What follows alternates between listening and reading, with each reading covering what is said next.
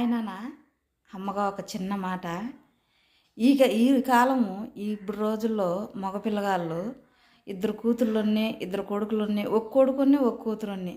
అంతా నీ కూతుర్లకే పెట్టేశావు, నీ కూతురికే పెట్టేశావు, నాకేం పెట్టావు అని డబ్బు కాడ కానీ, బంగారం కాడ కానీ, ఆస్తుల కాడ కానీ ఇలా చాలామంది తల్లిదండ్రుల కాడ కొట్లాడ పెట్టుకునే వాళ్ళు ఉన్నారు. అలాగే ఆడబిడ్డని దూరంగా ఉంచేసేవాళ్ళు కూడా ఉన్నారు. రానియకుండా వస్తే పెట్టాల్సి పడుతుందేమో అని.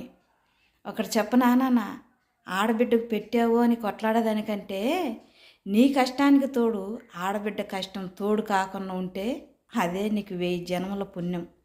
అదే నువ్వు 1000 జన్మల పుణ్యం చేసుకొని పుట్టావు, బ్రతుకుతున్నావు కూడా అనుకోవాల.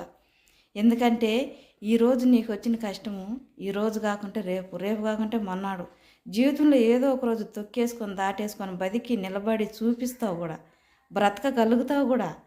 కానీ నీకు వచ్చిన కష్టాన్ని సాల్వ్ చేసినంత ఈజీగా ఆడబిడ్డకు వచ్చిన కష్టాన్ని సాల్వ్ చేయటం అంత ఈజీ కాదు. ఎందుకంటే గోరంత దొరికినా దాన్ని కొండంత సాగదీస్తారు. అలాంటి ఆడబిడ్డకు కష్టం రాకుండా, నిన్ను ఎదురు చూడకుండా, నీకోసం ఏడవకుండా, నీ కడపమాను తొక్కకుండా తను అక్కడ ప్రశాంతంగా నవ్వుతూ బ్రతుకుతుంది అంటే నీకంటే అదృష్టవంతుడు, నీకంటే గొప్పోడు ఈ ప్రపంచంలో ఇంకొకడు లేడు. ఆడబిడ్డ జీవితం అంటే అంత గొప్ప, అంత భయంకరం కూడా. ఇప్పుడు రోజుల్లో ఇంకా విచిత్రము. అలా బ్రతుకుతుంది అంటే ఆడబిడ్డ గురించి ఎప్పుడు అలాంటి మాటలు మాట్లాడగాకండి. నీ కూతురికే పెట్టేశారని ఎట్టు పరిస్థితిలో మాట్లాడద్దు.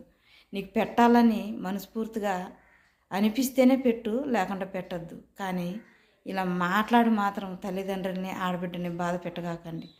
ఎందుకంటే నీ కష్టానికి తోడు నీ ఆడబిడ్డ కష్టం తోడైతే ఈ గుండె ఏ రోజు, ఏ గంటో, ఏ క్షణమో ఆగిపోతుందో, నిలబడి ఉంటుందో అస్సలు ఊహించలేము. ఎందుకంటే ఆడబిడ్డకు వచ్చిన కష్టం వస్తే మాత్రం అంత పెద్దది, అంత భయంకరంగా ఉంటుంది కూడా. అలా లేకుండా బ్రతుకుతుంది అంటే అంతకంటే సంతోషం ఈ ప్రపంచంలో ఇంకొకటి లేదన్న. గుర్తుపెట్టుకోండి, జాగ్రత్త.